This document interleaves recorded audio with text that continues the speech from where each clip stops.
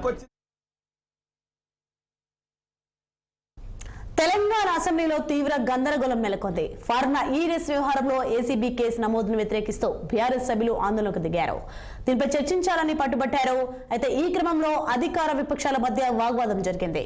కేటీఆర్ పై అక్రమ కేసులను ఎత్తివేయాలని డిమాండ్ చేస్తూ ప్రభుత్వానికి వ్యతిరేకంగా ప్లకార్డులను ప్రదర్శిస్తూ నిరసన తెలిపారు. మరోవైపు ఆందోళన విరమించాలని స్పీకర్ గడ్డం ప్రసాద్ కుమార్ వారించినా బీఆర్ఎస్ సభ్యులు పట్టు వీడలేదు.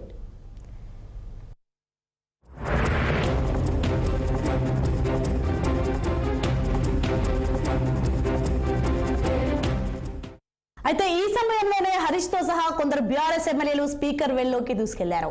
అక్కడ మార్షల్స్ వారిని అడ్డుకున్నారు. దీంతో అక్కడ తోపులాట చోటు చేసుకుంది.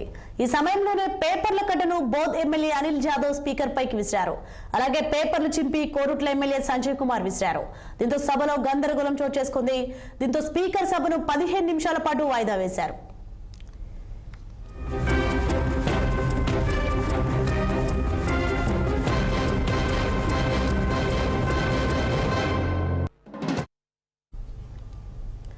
తెలంగాణ